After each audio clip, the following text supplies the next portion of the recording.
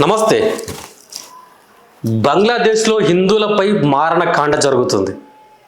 అత్యంత దారుణంగా హిందువులను దొరకబట్టి వెంబడించి క్రూరంగా చంపేస్తున్న పరిస్థితి ఏర్పడ్డది.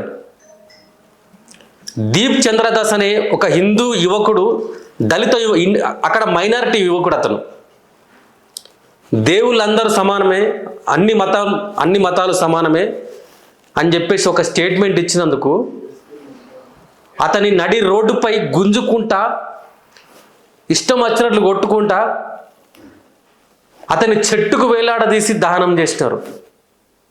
ఎంత దారుణం అండి ఇది! ఎక్కడన్నా చూసినామా? ఇంత ఒక మానవత్వ విలువలన్నీ మరిచి ఇంత దారుణంగా చంపేస్తూ ఉంటే అక్కడున్న సమాజం ఏం చేస్తుంది? అక్కడున్న అధికారులు ఏం చేస్తున్నారు?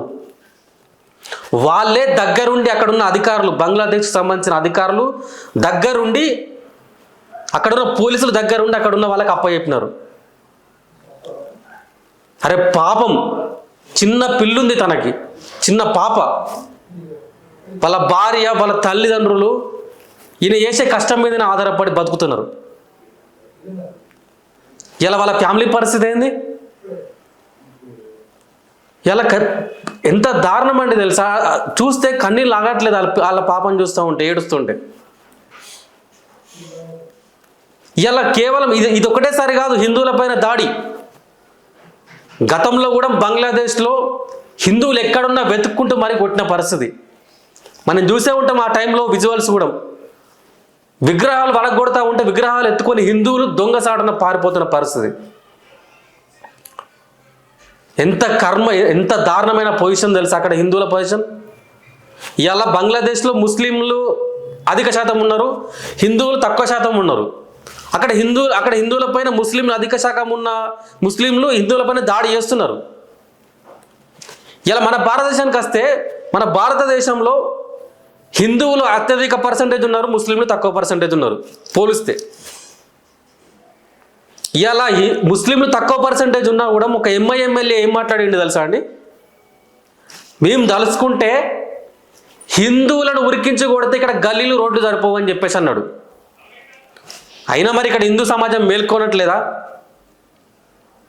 అసలు హిందువులే శత్రువులు అండి, ఉన్నమాట చెప్తున్నా. హిందువులే శత్రువులు. ఇలా ముస్లింలకు ఏమైనా అయితే 100 మంది ముస్లింలు వచ్చి ఏకతాటి మీదకి వచ్చి, అరే మావాడికి అట్లా అయింది అని చెప్పేసి పంచాయతీ పెడతారు. ఇవాళ ఒక హిందువుకి ఏమన్నా అయితే మంచిగా అయింది ఆయనకి ఎట్లా కావాలని చెప్పేసి మనోళ్ళు చూస్తారు. ఇట్లున్నప్పుడు మనోళ్ళు ఎట్లా మారుతారు? మనోళ్ళు ఎప్పటికి ఇట్లనే. ఇట్లుంటే ఎన్నడుకున్నా మొత్తం వాళ్ళు ఆక్రమించేసి మొత్తం వాళ్ళ జెండా ఎగరేస్తారు అని చెప్పేసి హిందువుల వాదన, కొంతమంది హిందువుల వాదన. ఇప్పటికైనా సరే ఈ ఇన్సిడెంట్తోనైనా సరే హిందువులు కొంతమంది మేల్కోవాలని చెప్పేసి హిందూ సమాజానికి సంబంధించిన వాళ్ళు చెప్తున్నారు. అయినా మేల్కుంటారా? మనోళ్ళకు ఆ సొయ్యి ఉందా అని ఇంకొంతమంది అంటున్నారు. ఈ ఉదాంతంతో అయినా సరే ఇక్కడ ఒక విషయం మనం గమనించాలి. సరే అతను హిందువా, ముస్లిమా, క్రిస్టియనా అనే విషయం పక్కన పెడితే, అరే కొట్టిరండి, సంపిర్రు, ఎంత దారుణంగా చెట్టుకు వేలాడదీసి అని అతన్ని దానం చేయడం కరెక్టేనా అంటారా? సమాజం చూస్తుంది కదా.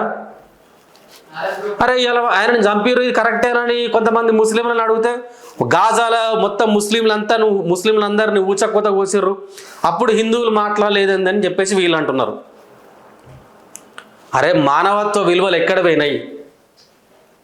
ఇలా పాలస్తీనాల, గాజాల ముస్లింలు చనిపోతూ ఉంటే మన సెలబ్రిటీలు అందరూ, గొప్ప సెలబ్రిటీలు అండి, ఆల్-హసన్ పాలస్తీనా అని పెట్టినారు. ఒక హిందువుని ఇంత దారుణంగా కొట్టి చంపి దహనం చేస్తే మీ కళ్ళకు కనిపించట్లేదా? అసలు మీ కళ్ళకు కాకులు పొడిసినాయా అని చెప్పేసి హిందువులు మాట్లాడుతున్న పరిస్థితి. సో ఇప్పటికైనా ఇటువంటి ఉదంతాలు జరగకుండా అన్ని మతాలను కలుపుకోబోతుకుంటూ అన్ని మతాలు కలిసి ఉండాలని చెప్పేసి కోరుకుంటాం.